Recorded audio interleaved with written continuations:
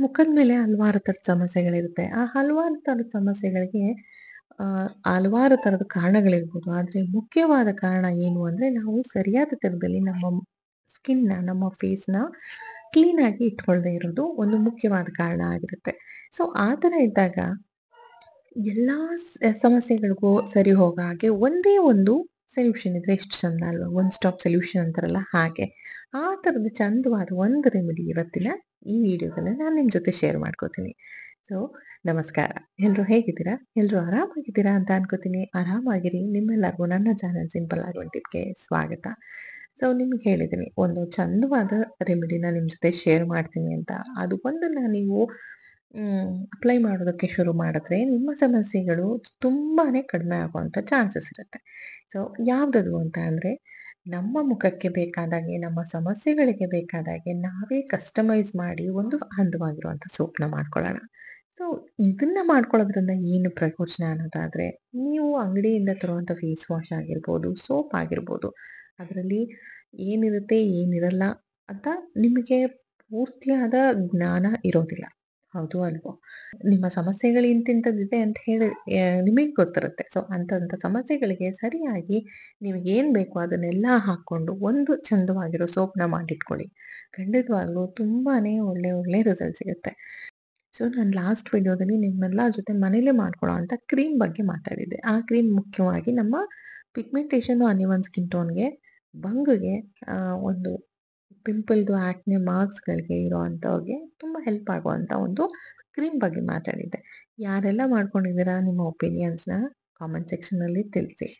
So, ಇವತ್ತಿನ ರೆಮಿಡಿಗೆ move ಆಗೋದಕ್ಕಿಂತ ಮುಂಚೆ ಯಾರೆಲ್ಲ ಇನ್ನೂ ಚಾನಲ್‌ಗೆ ಸಬ್ಸ್ಕ್ರೈಬ್ ಆಗಿಲ್ಲವೋ ಪಟ್ ಅಂತ ಸಬ್ಸ್ಕ್ರೈಬ್ ಆಗಿ ಪಕ್ಕದಲ್ಲಿರೋ ಬೆಲ್ ಐಕಾನ್‌ನ ಪ್ರೆಸ್ ಮಾಡೋದನ್ನ ಮರಿಬೇಡಿ. ಸೊ, ನನ್ನ ವಿಡಿಯೋಸ್‌ನ ನೋಡಿ ನನಗೆ ಸಪೋರ್ಟ್ ಮಾಡ್ತಾ ಇರೋರಿಗೆ thank you so much. So, ಇವತ್ತಿನ ರೆಮಿಡಿಗೆ ಬೇಕಾಗುವಂಥದ್ದು ಏನೇನು ಅನ್ನೋದನ್ನ ಪಟ್ ಅಂತ ಹೇಳ್ಬಿಡ್ತೀನಿ. ಒಂದು ಪಿಯರ್ ಸೋಪ್ ತಗೊಳ್ಳಿ.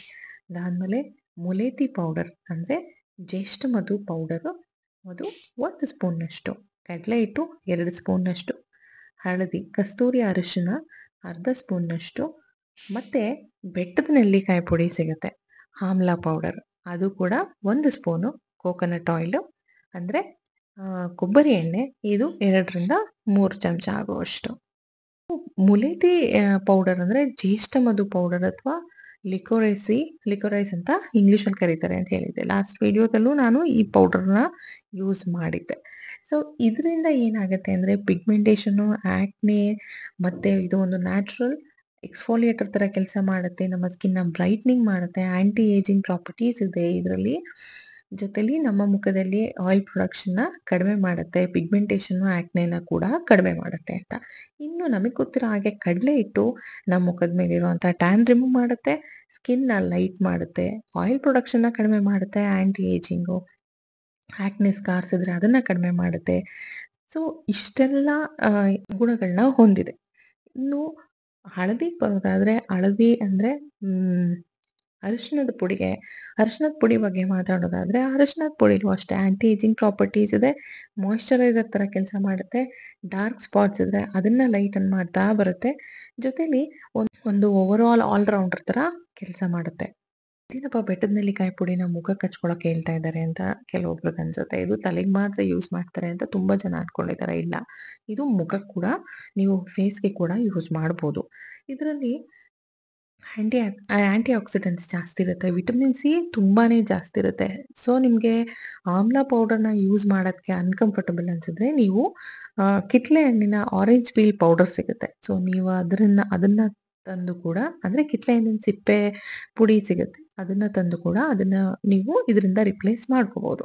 ಇದರಿಂದನೂ ಅಷ್ಟೇ ನಿಮಗೆ ಕಾಂಪ್ಲೆಕ್ಷನ್ ಚೆನ್ನಾಗಾಗುತ್ತೆ. ಆಮ್ಲ ಪೌಡರಿಂದ ಆಂಟಿ ಏಜಿಂಗ್ ಪ್ರಾಪರ್ಟಿ, ಮಾಯಿಶ್ಚರೈಸರ್ ಕೆಲಸ ಮಾಡುತ್ತೆ, ಆಕ್ನೆ ಪಿಂಪಲ್ಸ್‌ನ ಕಡಿಮೆ ಮಾಡುತ್ತೆ, ನಮ್ಮ ಸ್ಕಿನ್‌ನ ಲೈಟನ್ ಮಾಡುತ್ತೆ, ಜೊತೆಲಿ ಬ್ರೈಟನ್ ಕೂಡ ಮಾಡುತ್ತೆ.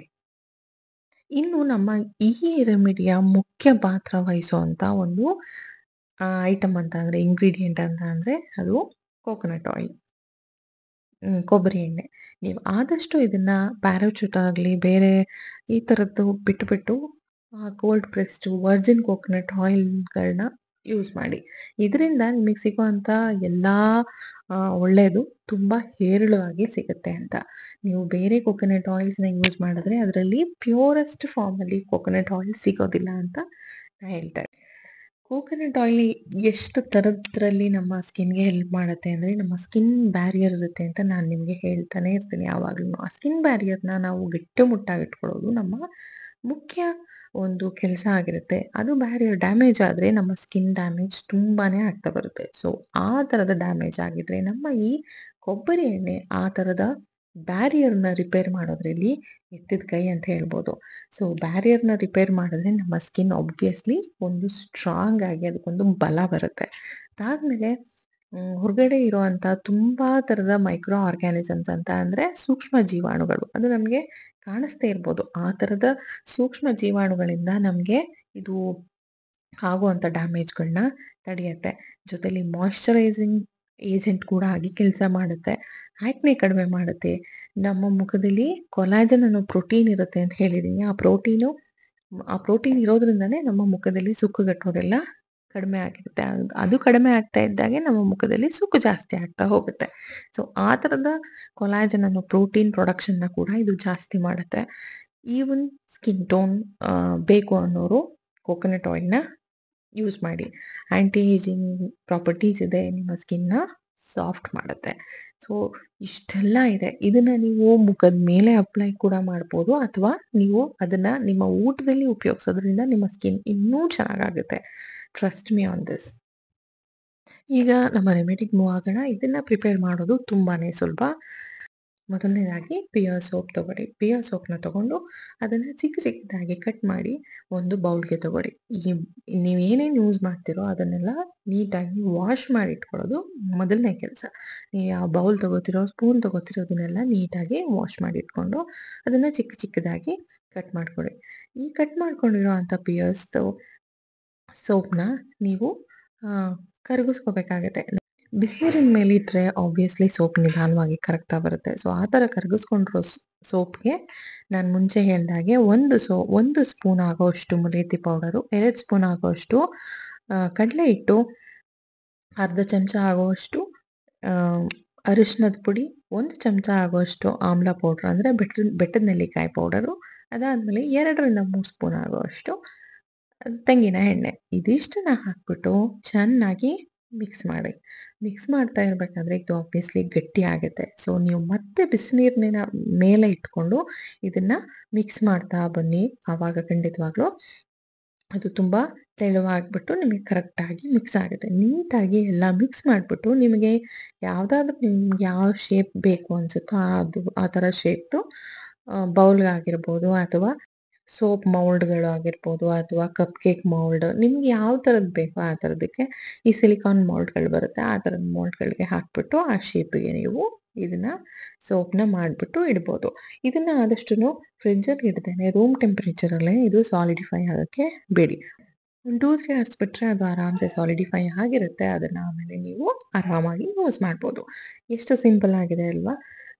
ಕಟ್ ಮಾಡೋದು, ಬಿಸಿನೀರಿನ ಮೇಲೆ ಇಟ್ಟು ಅದನ್ನ ಕರಗಿಸೋದು, ಅದಕ್ಕೆ ನಾನು ಹೇಳಿರೋ ಐಟಮ್‌ಗಳನ್ನೆಲ್ಲ ಹಾಕೋದು, ಚೆನ್ನಾಗಿ ಮಿಕ್ಸ್ ಮಾಡೋದು, ನಿಮಗೆ ಬೇಕಾಗಿರೋ ಮೋಲ್ಡ್‌ಗೆ ಹಾಕ್ಬಿಟ್ಟು ಸಾಲಿಡಿಫೈ ಮಾಡ್ಕೊಳ್ಳೋದು. ಇದಿಷ್ಟೇನೆ.